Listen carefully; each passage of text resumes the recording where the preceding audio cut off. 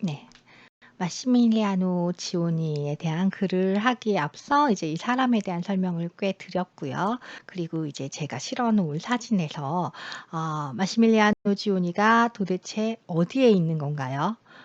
이 사진의 뒷배경은요. 좀 상식처럼 그냥 재미로 알아 놓으실 필요가 있습니다. 우리는 어느 날 외신 뉴스에서 이 장소에서 이 배경을 놓고 딱 찍은 사진이 보이자마자 '아 다음 베니스 비엔날레 총감독이 이 사람이구나.'라고 알 수가 있답니다. 네. 어 그 지정된 포토존 레전드 자리. 네. 그래서 베니스는 이태리의 섬이고요. 그렇다 보니까 바다가 있습니다.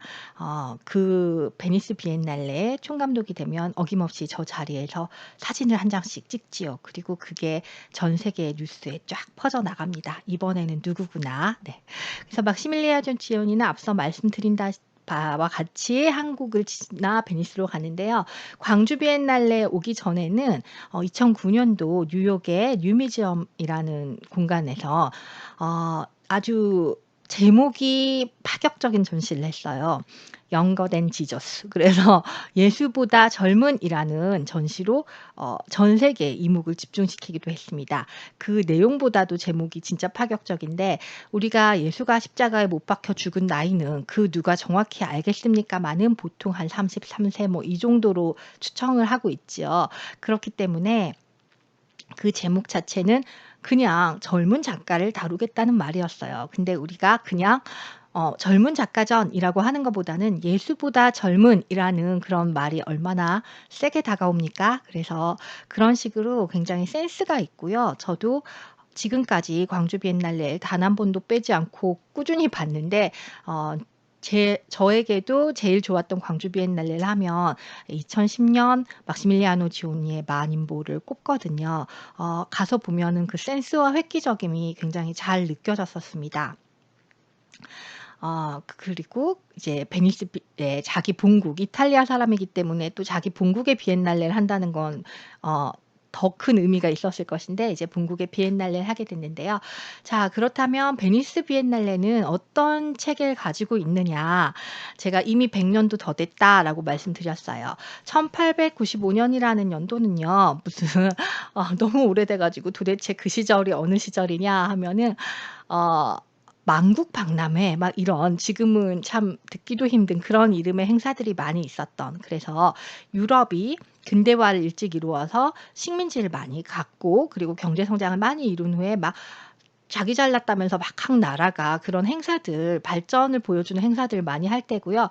어 이탈리아의 국왕이 자기 생일인가 결혼기념일인가를 기념하여 만국박람회처럼 자르디니 공원이라는 공원에서 한번 각 나라가 국가관을 열어서 '문화 올림픽처럼 놀아 보자.'라는 의도에서 시작이 되었던 행사입니다. 그래서 지금도 자르디니 공원에 가 보면은 그게 어느 정도 크기가 뭐 한 경복궁만 하다고 보시면 될 것 같아요. 경복궁에도 들어가 보면은 뭐 중화정 저 이름 잘 모릅니다. 이런 그런 그런 궁전체들이 한 채 한 채씩 이렇게 있잖아요. 그래서 뒤까지 후원까지 이렇게 쭉 나갈 수 있게 그런 식으로 고런 일정한 크기의 자르디니 자체가 공원이란 뜻이라서 사실 이탈리아어와 한국어를 이렇게 뭐 붙여 놓으면은 이중 반복이긴 한데 어쨌거나 우리가 자르디니라는 그 지역에서 어 그런 이렇게 국가관을 세웠어요. 그래서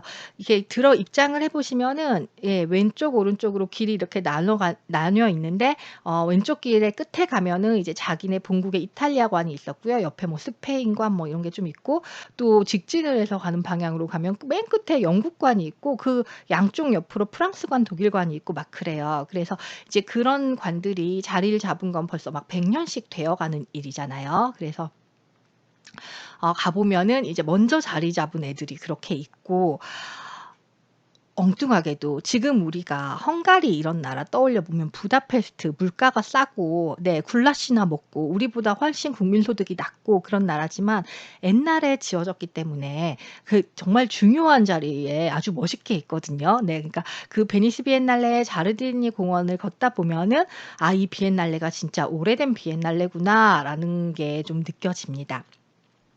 그렇다면 제가 "우리나라는 1995 년에 들어갔어요." 했잖아요.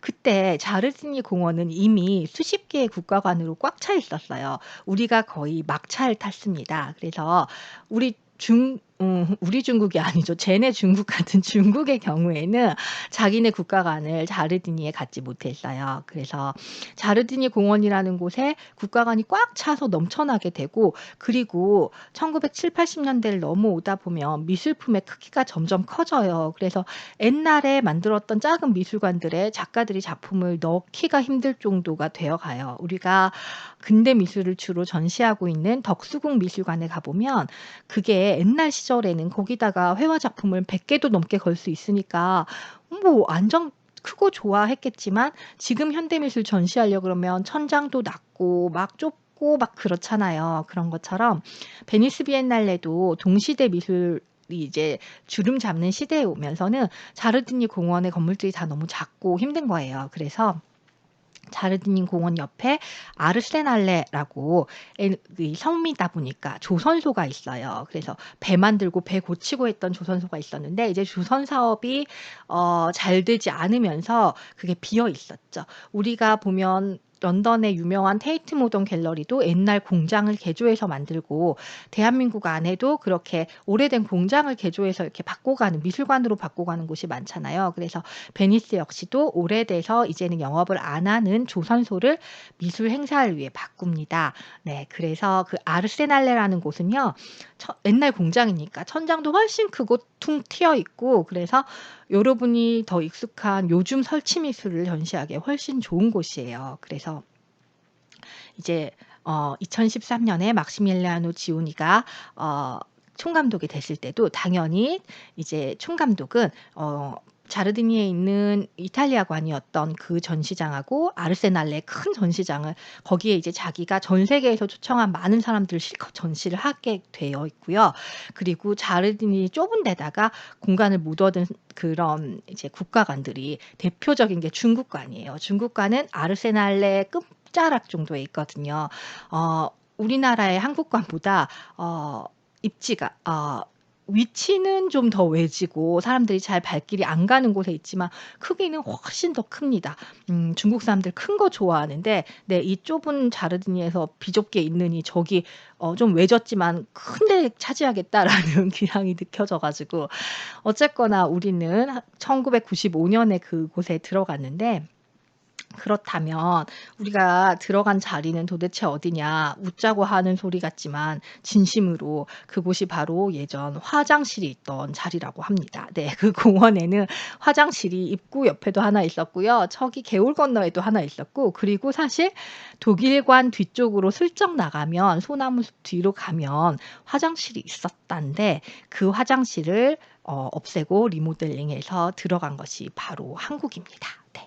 그래서 한국관 전시를 보다가 옆으로 좀 빠져나오시면은요, 어 소나무가 있고 벤치가 있는 정말 바다 보기 너무 좋은 자리가 있어요. 그래서 화장실에서 볼일 보고 옛날 지금처럼 금연 문화가 단단하지 않았을 때 같으면, 그리고 이탈리아는 우리보다 금연 문화가 좀 약합니다. 그 누구라도 볼일 보고 나와서 바다를 바라보며 탁 담배 한 대 무을 것 같은 그 자리가 바로 한국관 근처에 있습니다. 한국관은 부지 자체가 좁은 곳을 리모델링했기 때문에 당연히 좁고요. 그리고 당시 건축 한 그게 약간 원형을 추구했어요. 원형과 유리 자재. 그래서 모든 큐레이터들에게 디스플레이하기 굉장히 어려운, 네, 그런 것으로 알려져 있습니다. 그래서 위치는 독일관과 일본관 사이에 있는데, 독일관과 일본관은 원래 좀 일찍 자리를 잡았기 때문에 그 가운데 큰 길을 걷다 보면 그냥 안 볼 수가 없이 보이는 거고요. 한국관 같은 경우는 살짝 잘못하면, 네, 놓치고 지나가는 네, 그 사이를 요렇게 고개 돌려서 '어 저기 있네.' 하고 보고 찾아서 좀 진입을 해 줘야 되는 그런 건데, 막상 가 보시면 다 좁게 다닥다닥 붙어 있어서 네, 좀 놀랄 거예요. 그래서 베니스 비엔날레 같은 경우는 그 해에 주제가 발표되고 그 주제에 맞는 전시를 하는 것은 베니스 비엔날레 그 해를 맡은 총감독이고 그 사람의 전시와 국가 간의 전시는 완전히 따로 놀고 있다. 그래서 국가관 같은 경우는 어 각 나라가 독일과는 독일 사람이 프랑스과는 프랑스 사람이 알아서 기획을 해 와서 돌리고 있습니다. 그래서 그건 하나의 종합 선물 세트처럼 또 하나를 봐야 되는 거죠. 그래서 최소 한 2-3 일을 걸쳐서 봐야 될 규모의 전시가 나오는데 2013 년에 마시밀리아노 지오니도 역시 그 본 전시를 담당을 했던 거겠죠.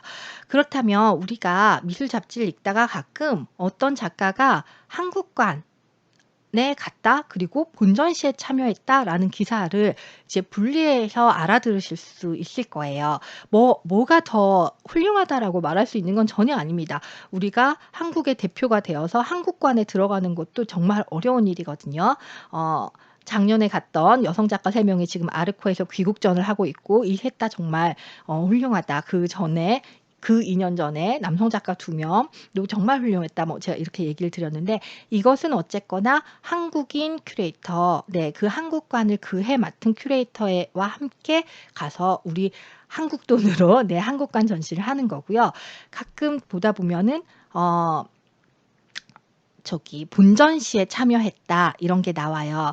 2015 년도 같은 경우에는 오쿠이 애니저라는 큐레이터가 베니스 비엔날레 총감독을 했습니다. 이 큐레이터 역시도 광주 비엔날레를 왔다 간 큐레이터인데요. 막시밀리아노 지오니 같은 경우에는 너무 젊어서 이제 광주에 와서 힘을 받아서 더 올라갔다면 오쿠이 애니저는 사실 그전에 카스텔 도쿠멘타 총감독을 해서 이미 거장인 큐레이터인데요. 그 큐레이터를 이제 한국에서 모셔왔었던 거죠. 그래서 광주 비엔날레도 했고 그 뒤에 이제 15 년도에는 베니스 비엔날레를 했는데 그때 이 광주를 찍었던 사람들이 베니스 비엔날레로 가게 되면 자기가 광주 비엔날레 전시를 했을 때 좋게 봤던 작가들을 많이 초청해서 데려가요. 그래서 이게 비엔날레가 니들만의 리그냐 하면서 막 욕을 먹는 이유 중에 하나이면서도 불가피한 상황인데 그 큐레이터가 전 세계를 돌면서 여러 도시에서 전시를 하면은 자기 인맥으로 알게 된 작가가 자기의 가치관과 기준에선 좋기 때문에 다음 전시에 또 초청을 하고 또 불러가고 이런 일이 자주 생기죠. 그래서 지금 아르코 미술관 가면은 들어가자마자 앞에 남화연 작가의 작품이 최승희와 관련된 최승희와 관련된 작품이 있는데 이 남화연 작가가 바로 그 오쿠이 애니저라는 총감독한테 발탁이 되어서 2015 년도에 본전시에 참여를 했었고요. 또 그 당시에 너무 대단했던 건 이뭉순 작가라고 그 작가 역시도 오쿠이 애니저라는 외국인 총감독한테 발탁이 되어서 전시를 했을 뿐만 아니라 심지어 상을 탔습니다.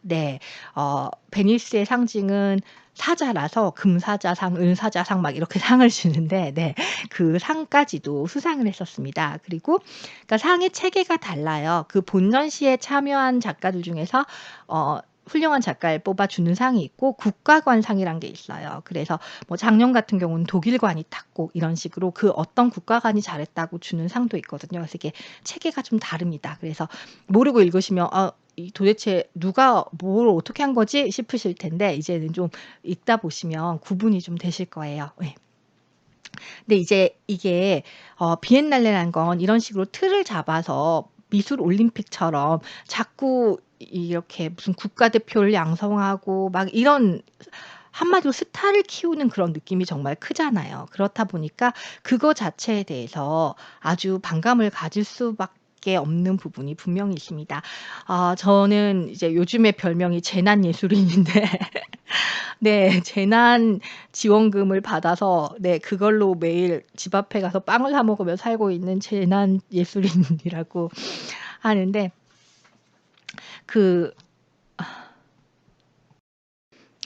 저보다 뭐 100배 힘드신 분들이 많은데 제가 감히 엄살 부릴 수는 없습니다마는 저 역시도 이제 코로나 때문에 각종 문화센터 강의가 아무것도 개강을 하지 않고 하면서 대학 강의 외 부수입이 끊겨서 나름 힘든 상황이라서 재난 지원금은 정말 꿀인데 이 재난 지원금은 인터넷 쇼핑 쿠팡 시키는 데는 사용할 수가 없어요. 그리고 저는 경기도로 되어 있기 때문에 경기도 외에 다른 곳에서 쓸 수도 없고 그래도 감사해요. 동네에서 막 이렇게 쓰고 있는데 자 이게 인터넷 쇼핑도 안 되고 대형 마트도 안 되고 이런 식으로 막아 놓은 이유는 이게 그냥 현금을 주는 게 아니고 우리 경제를 무너지지 않게 바치기 위해서 소상공인들에게 수익이 가도록 하기 위한 정책이죠. 저 역시도 '되게 괜찮다.'라고 생각을 하고 있습니다. 근데 자 대형 마트나 이런 대기업 같은 게 싹 다 밀어버리는 세상이 좋은 것인가?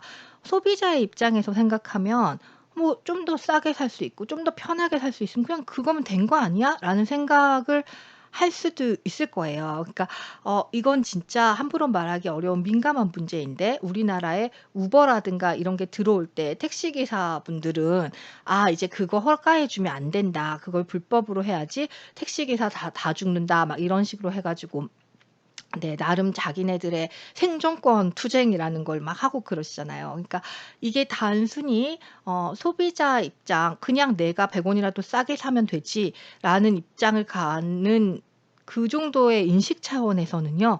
이걸 왜 보호해야 되고 어쩌고가 납득이 안 될 수도 있어요. 그러나 우리는 대한민국은요. 어쨌거나 문맹률이 정말 낮고 모두 다 교육을 잘 받고 있고 누구라도 어느 정도 토론이 가능한 네 그런 나라입니다. 그리고 이런 정책의 취지와 의도에 대해서도 이해를 하고 계실 거라고 생각을 해요. 네. 저는 이제 1인 가구라 제가 세다 주라 바로 받았지만 뭐 부모님이 받아 가지고 재난지원금 전혀 못 쓰고 계시는 분들도 있겠지만 그 취지에 어느 정도 동의를 하는데 미술에서도 그와 비슷한 일이 일어나는 겁니다. 비엔날레라는 것은요. 정말 글로벌화된 정말 세계에서 잘난 놈들만 먹고 살 것 같은 그런 느낌으로 짜여지는 제도임을 부정하기 힘들어요. 그래서 우리가 똑같은 문화예술 진흥 기금을 가지고 그냥 진짜 소소하게 작은 미술 행사들에다가 지원을 더 하고 가난한 젊은 작가들이 개인전 한 번 더 하게 이렇게 해 주는 것이 더 훌륭한 일일까? 아니면은 그걸 다 끌어 모아서 비엔날레를 거하게 열어서 명망 있는 외국 사람 큐레이터들이 와서 여기서 한국에서 훌륭한 작가를 발탁해 가서 막 세계 무대에 올리고 네 그런 기회를 만들어내는 것이 더 중요한 일인가? 우리가 돈을 어떻게 쓸 것인가, 어디다 더 투자와 지원을 할 것인가는 이것은 분명한 가치관의 문제입니다. 그래서 가능하다면 토론하고 싶어요. 네. 그래서 여러분은 무엇이 더 옳다라고 생각을 하는지 진짜 듣고 싶고 저는 사실 제 나이가 이 나이 먹도록 어쨌거나 미술판에 계속 연루된 사람이기 때문에 깔끔하게 말하기에는 좀 말이 상당히 가려집니다마는 여러분들은 훨씬 더 편하게 말할 수 있는 입장이잖아요. 네. 제가 며칠 전에 저희 2 주차 수업에 잠깐 출연했던 아르헨티나 청년 다니를 간만에 다시 봤습니다.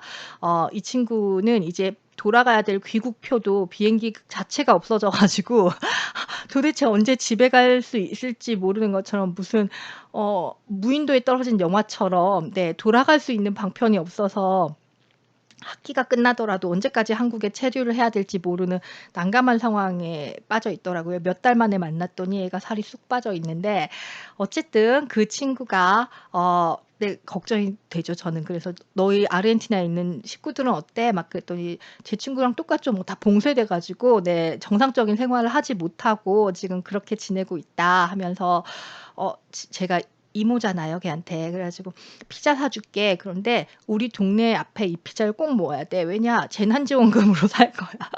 그 고향페이 아니면은 이모는 결제를 못 해. 이래 가지고 이제 그걸 같이 먹으면서 이제 한국의 이런 재난지원금 주는 상황에 대해서 이야기를 했어요. 그래서 이야기를 하다 보니까 그 친구는 이제 정치 경제 쪽을 더 전공을 하는 사람이라서 그걸 국민들이 이런 식으로 물론 모두 다는 아니겠지만 이해하고 이 취지를 이해하고 그렇게 행동하고 막 이것에 크게 감동을 받더라고요. 그러면서 자기는 아르헨티나 TV를 보는데 이제 아르헨티나 같은 경우도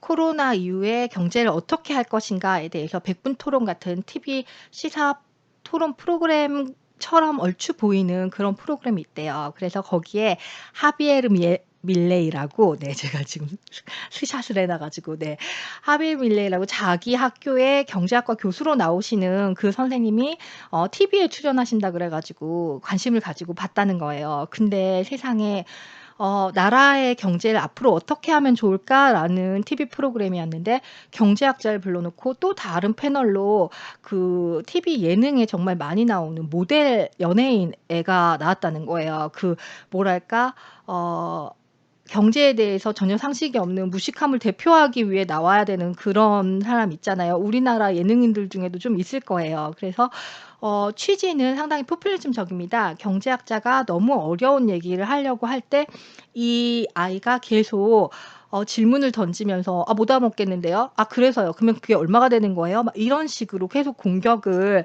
하면서 이제 너무 어렵게 갈 수 있는 그런 토론 분위기를 예능으로 좀 바꾸고, 그 말을 할 때마다 사람들이 깔깔거리고 웃고.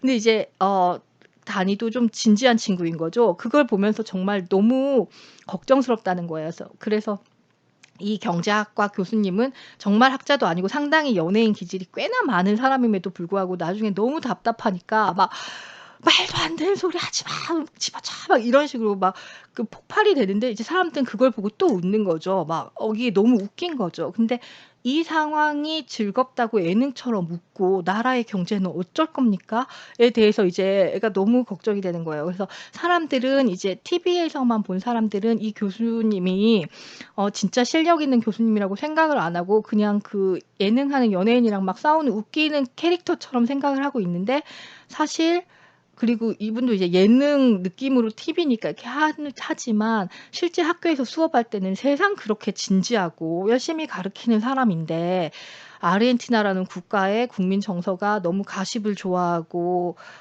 그렇다, 이제 막 그런 이야기를 저에게 하소연처럼 하더라고요. 하소연할 게 진짜 많더라고요. 그래서 지금 MNCA 같은 경우도 2 시간에 200 명씩인가 인터넷으로 예약을 해야만 신분증 보여주고 들어가서 전시를 볼 수 있는데, 지금 한국은 외국인 관광객이 전혀 오지 않는다라고 가정을 해 놨기 때문에 외국인이 할 수 있는, 그러니까 우리는 휴대폰으로 본인 인증하고 예약이 가능한데 외국인이 할 수 있는 그걸 만들어 주지도 않았어요. 너무 당연한 것 같아요. 코로나 시국에 어쩔 수 없이 급하게 그 프로그램도 막 만들었을 텐데 너무 소수인 외국인까지 언제 생각하겠어요. 그래서 네 제가 막 제 이름으로 막 예약해 주고, 네 이런 식으로 안타까운 상황을 좀 도와주고 있는데, 어쨌거나 그 경제 프로그램을 어 저도 봤습니다. 근데 저는 이제 그 말을 다 못 알아먹어요. 언어가 그렇게까지 잘하고 있지 못해서. 그래서 저의 수준은 사실 거기에 앉아 있는 모델 애랑 더 가까운 수준이긴 하지만 어쨌거나 그 상황을 보니까 좀 '아 남일 같지 않고 우린 진짜 그렇게 되면 안 되는데.'라는 생각이 들었어요. 그래서 저는 현대미술의 쟁점 같은 과목이 음 가지고 있는 사회적 의무와 기능 같은 거라고 생각을 합니다. 우리가 다시 다시 원론으로 돌아와서 우리가 문해지능기금 같은 걸 쓸 때 우리는 어떤 목적을 가지고 어떤 걸 조금 더 지원해 줘야 되냐. 자원은 한정되어 있고 모든 예술가를 지원하면서 모든 비엔날레를 할 수 없다면 우리는 어떤 선택을 하여야 되느냐에 대해서 여러분은 생각을 하셔야 될 것 같습니다.